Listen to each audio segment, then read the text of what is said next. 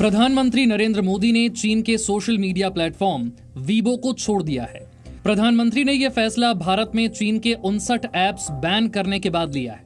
प्रधानमंत्री ने 2015 के चीन दौरे के दौरान चीन के सोशल मीडिया प्लेटफॉर्म वीबो पर अकाउंट बनाया था।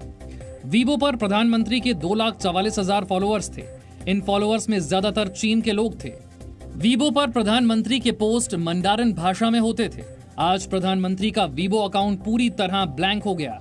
इस प्लेटफॉर्म से प्रधानमंत्री की फोटो, पोस्ट और कमेंट्स हटा लिए गए हैं। पूर्व अटॉर्नी जनरल मुकुल रोहतगी ने चीन के ऐप टिकटॉक की सुप्रीम कोर्ट में पैरवी करने से इनकार कर दिया है। मुकुल रोहतगी ने कहा कि वो टिकटॉक ऐप के लिए भारत सरकार के खिलाफ दलीलें नहीं देंगे। टिकटॉक सहित चीन के 59 ऐप्स को भारत सरकार ने 2 दिन पहले ही बैन किया है। अब चीन की ऐप कंपनियां बैन से बचने के लिए भारत में कानूनी विकल्प ढूंढ रही हैं। देश में हाईवे निर्माण से जुड़े प्रोजेक्ट्स में चीन की कंपनियां बैन की जाएंगी। केंद्रीय सड़क परिवहन मंत्री नितिन गडकरी ने कहा कि ऐसे किसी भी संयुक्त उद्यम को सड़क निर्माण की इजाजत नहीं दी जाएगी जिसमें कोई भी चीन की कंपनी हिस्सेदार हो। सूक्ष्म, मध्यम और लघु उद्योग में भी चीन की कंपनियों को घुसने नहीं दिया जाएगा।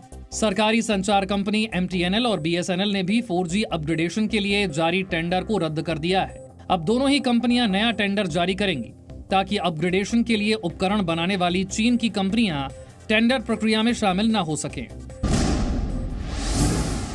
चीन से जारी सीमा विवाद के बीच रक्षा मंत्री राजनाथ सिंह शुक्रवार को लद्दाख के दौरे पर जाएंगे। सूत्रों के मुताबिक रक्षा मंत्री लद्दाख में भारतीय सेना की तैयारियों की समीक्षा करेंगे। रक्षा मंत्री राजनाथ सिंह लद्दाख में तैनात सेना के उच्च अधिकारियों से मुलाकात भी करेंगे। लद्दाख के दौरे पर रक्षा मंत्री गलवान घाटी में हुए संघर्ष में घायल सैनिकों से मुलाकात भी कर सकते हैं। 15 जून को वास्तविक नियंत्रण रेखा पर चीन के सैनिकों के साथ संघर्ष के बाद रक्षा मंत्री का यह पहला लद्दाख दौरा है। चीन के सामान के बहिष्कार पर जी न्यूज की मेड इन इंडिया मुहिम को पूरे देश का साथ मिल रहा है। मेड इन इंडिया मुहिम मंगलवार रात 9 बजे शुरू की गई थी और 24 घंटे में 24 लाख से ज्यादा मिस्ड कॉल आ चुकी हैं। हर घंटे 1 लाख से ज्यादा मिस्ड कॉल करके जी न्यूज की मेड इन इंडिया मुहिम के साथ देश के लोग जुड़ रहे हैं। जी न्यूज को मैं बहुत बहुत बधाई देता हूं कि जो उन्होंने लोकल के प्रति वोकल और वोकल से जो है ग्लोबल का जो प्रधानमंत्री नरेंद्र मोदी जी का संकल्प है, संदेश है, उसको पहुंचाने के लिए एक बड़ी मुहिम शुरू की है। जी न्यूज ने जो नंबर जारी किया है उस पर मिस्ड कॉल्स की रफ्तार प्रति मिनट 5000 है। आप भी मेड इन इंडिया मुहिम का समर्थन करते हैं तो आप अपने मोबाइल को हथियार बनाइए और हमारे मोबाइल नंबर 7834998998 पर मिस्ड कॉल कीजिए। चाइना के पूरे सामान पर बैन लगाने के संबंध में लोगों में भावना बढ़ती जा रही है। जी न्यूज में भी मतलब उसमें लीड ले लिया है। भारत से जारी सीमा विवाद के बीच चीन के इशारे पर पाकिस्तान ने नियंत्रण रेखा पर अपने सैनिकों को तैनात किया है। गिलगित बाल्टिस्तान में पाकिस्तान ने 20,000 सैनिक तैनात किए हैं। उत्तरी लद्दाख में नियंत्रण रेखा के पास पाकिस्तानी सेना ने 2 डिवीजन को लगाया है। सूत्रों के मुताबिक चीन आतंकी संगठन अल बदर की मदद भी ले रहा है। पाकिस्तान के कब्जे वाले कश्मीर में चीन के सैन्य अधिकारियों की आतंकियों से मुलाकात हुई है। चीन और पाकिस्तान 2 मोर्चों की लड़ाई में भारत को उलझाना चाहते हैं।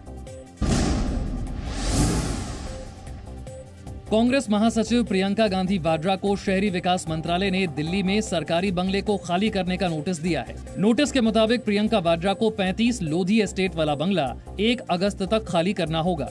ऐसा नहीं करने पर 1 अगस्त के बाद उन पर जुर्माना लगाया जाएगा।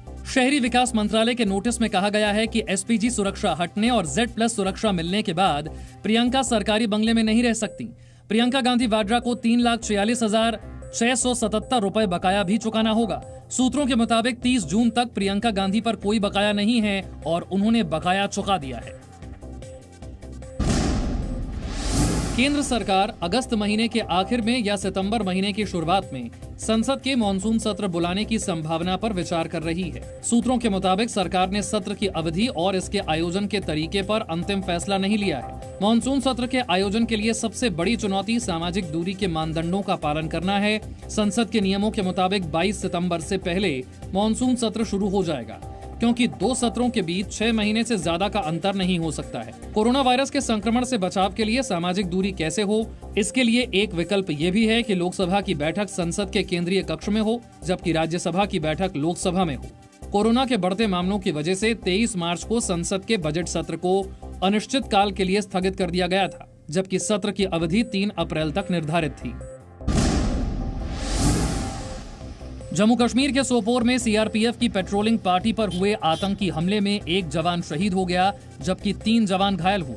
आतंकी हमले में एक स्थानीय बुजुर्ग की भी मौत हुई। बुजुर्ग के साथ 3 साल के पोते को सुरक्षा बलों ने गाड़ियों का घेरा बनाकर बचा लिया और सुरक्षित घर पहुंचाया। इसी घटना पर पूर्व मुख्यमंत्री उमर अब्दुल्ला ने इसे प्रचार का हथियार करार देते हुए लिखा, 3 साल के बच्चे के दुख का पूरी दुनिया में प्रचार हो रहा है, ताकि ये संदेश दिया जा सके कि हम अच्छे और वो बुरे हैं। हम फिल्म दिखाए बिना उनकी तकलीफ समझ सकते हैं, इसीलिए इस तस्वीर को साझा न करें। पूर्व मुख्यमंत्री महबूबा मुफ्ती ने कहा है कि कश्मीरी सुरक्षा बलों और आतंकियों के बीच गोलीबारी में फंस गए हैं। आतंकवादियों ने कश्मीर घाटी को लहूलुहान किया है, मानवता की हत्या की है। इस पाकिस्तान ने और पाकिस्तान के दरिंदे आतंकवादियों ने लाखों बेगुनाह लोगों का कत्ल किया है कश्मीर में। पाकिस्तान ने कश्मीर को कब्रिस्तान बनाया है। आयुष मंत्रालय ने कहा है कि पतंजलि कोरोनिल दवा की बिक्री कर सकता है, लेकिन कोरोना के इलाज की दवा के तौर पर इसे नहीं बेचा जा सकता। आयुष मंत्रालय ने कहा है कि कोरोनिल को इम्यूनिटी बूस्टर के तौर पर बेचने की इजाजत है।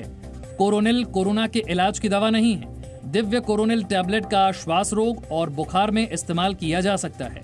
दवाओं के पैकेट और लेबल पर कोविड-19 की दवा का दावा न हो। दवाओं की बिक्री उत्तराखंड सरकार से जारी लाइसेंस के मुताबिक हो। पतंजलि की कोरोनिल दवा पर योग गुरु रामदेव ने सफाई दी है।